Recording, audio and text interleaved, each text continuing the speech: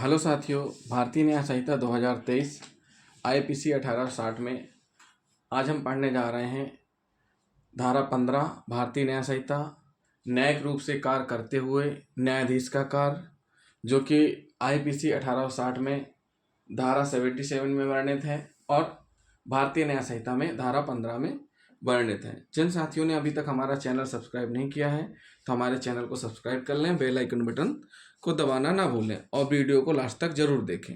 साथियों, धारा 15 कहती है न्यायिक रूप से कार्य करते हुए न्यायाधीश का कार्य। न्याय कौन करता है? न्यायाधीश करते हैं। तो ये बताया गया है कि कोई बात कब अपराध नहीं है जो न्यायिक कार्य करते हुए न्यायाधीश द्वारा ऐसी किसी शक्ति के प्रयोग में की जाती है जो या जिसके बारे में उसे सद्भावपूर्वक विश्वास है कि वह उसे विधि द्वारा दी गई है। ऐसी किसी शक्ति के प्रयोग में की जाती है जो उसे विधि द्वारा दी गई है। ऐसी किसी शक्ति के प्रयोग में की जाती है जिसके बारे में सद्भावपूर्वक विश्वास है कि वह उसे विधि द्वारा दी गई है। तो साथियों, कोई बात अपराध तब नहीं है जब न्यायाधीश जो न्यायिक कार्य करते हुए न्यायाधीश द्वारा ऐसी किसी शक्ति के प्रयोग में की जाती है जो उसे विधि द्वारा दी गई है।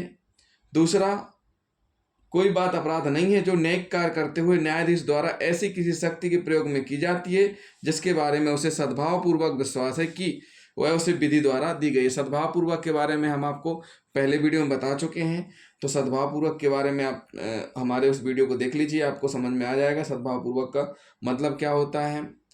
एक लॉर्ड ईस्चर ने एक पुराने वाद एंडरसन बनाम कोरी में कहा है, न्यायाधीश के द्वारा अधिकारिता में किए गए किसी कार्य के लिए उसके विरुद्ध कोई दावा या अभियोजन नहीं चलाया जा सकता, चाहे उसने कार्य विद्वेषपूर्ण ढंग से प्रतिवादी के हितों के प्रतिकूल ही कार्य क्यों न किया हो। भारत में भी उपरोक्त मत को स्वीकार किया गया है।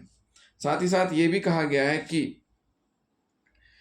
कि जब भी विधि द्वारा उसे दी गई शक्ति के प्रयोग में अनियमित रूप से कार्रवाई करता है, बल्कि उन केसों में भी जहां वह सद्भावपूर्वक अपनी अधिकारिता का उल्लंघन करता है और उससे विधि संबंध शक्ति नहीं होती है, तो इस धारा के अधीन न्यायाधीश को केवल आपराधिक कार्रवाई में संरक्षण प्राप्त है, जबकि न्यायिक अधिकारी संरक्षण अधिनियम 1850 के अंतर्गत सिविल वादों के लिए न्यायाधीश, magistrate, justice of the peace, collector of अन्य शक्तियों को भी न्यायिकता कार्य करने का संरक्षण प्राप्त है।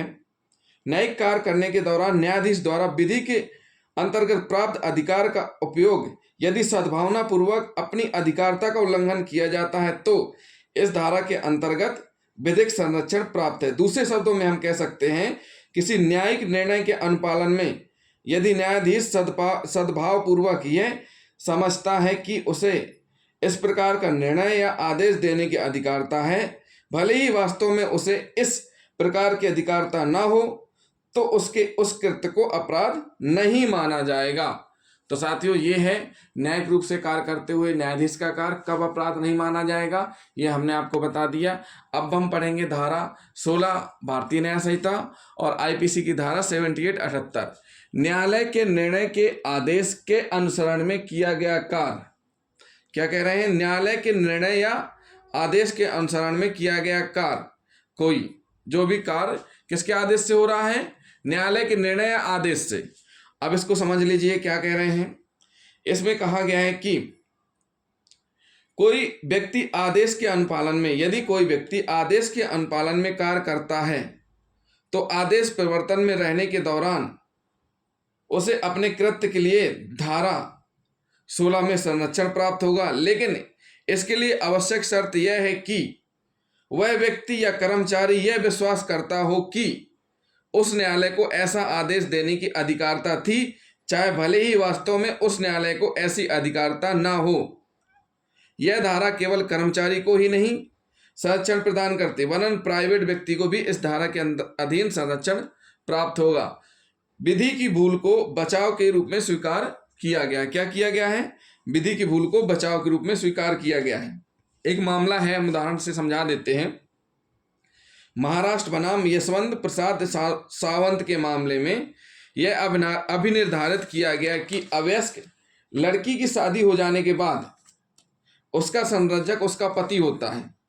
अतः कार्यपालक मजिस्ट्रेट ने आदेश दिया कि उस लड़की को बिना शर्त उसके पति को सौंप दिया जाए और उपयुक्त आदेश के पालन में यदि उस लड़की का पति तथा उसके अन्य संबंधी उसे कार में बैठने के लिए बाध्य करें तो यह अपराध नहीं है। उनका कार्य धारा उपरोक्त में पूर्णतः संरक्षित होगा।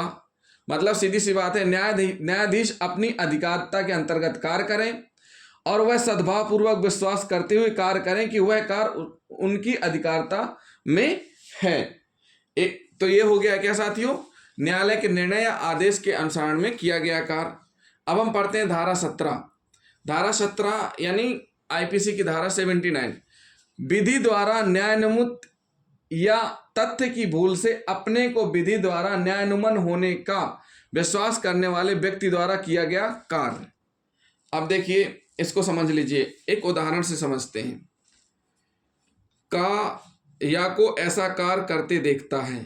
कौन देखता है? का या को ऐसा कार्य करते देखता है।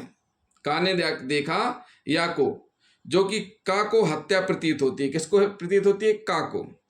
का सद्भाव पूर्वक काम में लाए गए अपने श्रेष्ठ निर्णय के अनुसार उस शक्ति को प्रयोग में लाते हुए जो विधि ने हत्याकारियों को उस कार्य में पकड़ने के लिए समस्त व्यक्तियों को दे रखी है, या को उचित प्राधिकारियों के समक्ष ले जाने के लिए या को अपगृहित करता है। का ने कोई अपराध नहीं किया, चाहे तत्पश्चात असल बात यह निकले कि यह आत्म प्रतीक्षा में कार्य कर रहा था।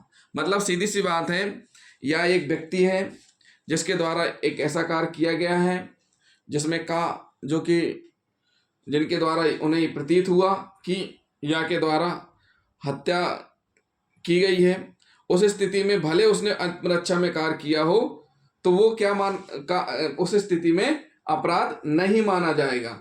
और थोड़ा समझ लीजिए, इसको हम दूसरे तरीके से समझाएं। कैसे? कोई बात अपराध नहीं है जो ऐसे व्यक्ति द्वारा की जाए जो उसे करने के लिए विधि द्वारा न्यायानुमत है। जो विधि, जो कानून है, जो प्रक्रिया है, वह उसको न्यायानुमत है, मतलब उसके द्वारा आदेशित है, उसके द्वारा उसको शक्तियां प्राप्त हैं, जो तथ्य की भूल के कारण, ना कि विधि की भूल के कारण हो। कोई बात अपराध नहीं है जो ऐसे व्यक्ति द्वारा की जाए जो तथ्य की भूल के कारण हो, ना कि विधि की भूल के कारण, और साथ ही साथ सद्भाव पूर्वक विश्वास करता हो कि वह विधि द्वारा करने के लिए न्यायानुमत है। इसमें हम थोड़ा सा और समझाएंगे आपको।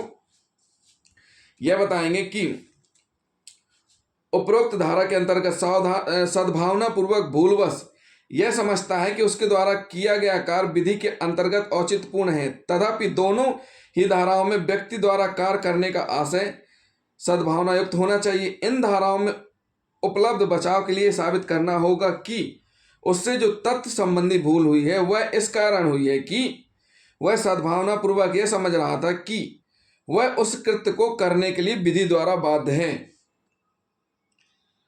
समझ में आया साथियों? इसको हम थोड़ा सा और उदाहरण के हिसाब से देख सकते हैं। कैसे?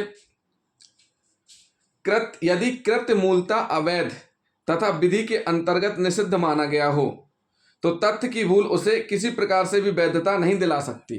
अगर कोई कृत्य कैसा हो, ये अगर फिर से सुनिए इस लाइन को, यदि कृत्य मूलतः अवैध तथा विधि के अंतर्गत निषिद्ध माना गया हो तो तथ्य की भूल उसे किसी प्रकार से वैधता नहीं दिला सकती। इसी सिद्धांत को प्रसिद्ध इंग्लिशवाद आर बनाम प्रिंस में प्रतिपादित किया गया है। इस वाद में अभियुक्त ने 16 वर्ष से कम आयु की एक लड़की को उसके संरक्षक की रक्षा से अपहृत करने का अपराध किया। देखिए साथियों, क्या कह रहे हैं कि इस वाद में अभियुक्त ने 16 वर्ष से कम आयु की एक लड़की को उसके संरक्षक की रक्षा से अपहरण करने का अपराध किया। मतलब 16 वर्ष की लड़की है, उसके संरक्षक के साथ में है। अभियुक्त ने अपने बचाव में यह तर्क प्रस्तुत किया कि उस लड़की की शारीरिक बनावट से वह 16 वर्ष की आयु से अधिक लगती थी। मतलब जो अभियुक्त है उसने कहा कि उसको लगा कि 16 वर्ष से अधिक की है, अतः इस मामले में उसे तथ्य की भूल हुई थी जो दंड विधि के अंतर्गत एक उचित बचाव का आधार है, परंतु न्यायालय ने उसे दोषी मानते हुए दंडित किया। एक और उदाहरण ले लेते हैं। हिलती दुलती आकृति को भालू समझना। ये देखिए इसमें दिया हुआ है, हिलती डुलती आकृति को भालू समझना। उड़ीसा राज वर्सेस खोरा घासी। उड़ीसा राज बनाम खोरा घासी के बाद में जिस समय रात्रि में अभियुक्त अपने ज्वार के खेत की रखवाली कर रहा था, उस खेत में एक हिलती डुलती आकृति दिखाई दी। जैसे उसने भालू समझकर एक तीर चलाया, जिससे आकृति की मृत्यु हो गई। बाद में यह ज्ञात हुआ कि मृतक एक आदमी था जो ज्वार चुराने के लिए खेत में घुसा था। न्यायालय ने अभिनिर्धारित किया कि तीर सद्भावपूर्वक विश्वास यानी सद्भावपूर्वक चलाया गया था। हिलती डुलती आकृति वास्तव में एक भालू था, फलतः अभियुक्त को संरक्षित किया गया। एक और उदाहरण हम समझाते हैं। लटकती हुई डालियां काटना। पड़ोसी की भूमि से अपनी भूमि पर पेड़ की लटकती हुई डालियां काटना रिष्टि नहीं है, क्योंकि ऐसी डालियां काटना विधि द्वारा न्यायोन्मुख है। अब ये हमेशा विवाद होता है। एक का खेत है जिसके खेत में पेड़ लगा है और उसी से जस्ट उस दूसरे के खेत में पेड़ की डालियां आ रही हैं, जिससे उसकी फसल वहां पे उग नहीं पा रही। ऐसी स्थिति में अगर उसके द्वारा उसके पेड़ को काट दिया जाता है तो वह रिष्टि और अपराध में नहीं आएगा। एक और मामला हम बताते हैं। केशव साहू बनाम शालिग्राम साहू के बाद में यह निर्धारित किया गया कि यदि अभियुक्त यह साबित कर दे कि उसने सद्भावना पूर्वक यह समझकर गाड़ी में तस्करी का चावल भरा है, गाड़ी को रोका था, तो ऐसी दशा में भी संरक्षण देना उचित होगा। तो साथियों, विधि की अज्ञानता को दोष मुक्त का आधार नहीं माना जाएगा, तद्यपि यह दंड के लघुकरण में सहायक हो सकेगा। उपरोक्त धारा का संरक्षण केवल भारतीय दंड संहिता के अधीन किए गए अपराधों तक ही सीमित न होकर यह सभी स्थानीय या विशिष्ट विधियों के अंतर्गत कारित अपराधों पर भी लागू होगा। तो साथियों, ये हो गया क्या, विधि द्वारा न्यायोन्मुख या तथ्य की भूल को अपने को विधि द्वारा न्यायोन्मुख होने का विश्वास करने वाले व्यक्ति द्वारा किया गया कार्य अपराध नहीं है। किन किन कंडीशन में नहीं है, वो सारी की सारी कंडीशन हमने बता दी और भी हमने उदाहरण भी दिए हैं। तो जिन साथियों ने अभी तक हमारा चैनल सब्सक्राइब नहीं किया तो हमारे चैनल को सब्सक्राइब कर लें। वीडियो को लाइक और शेयर करना ना भूलें। थैंक यू दोस्तों।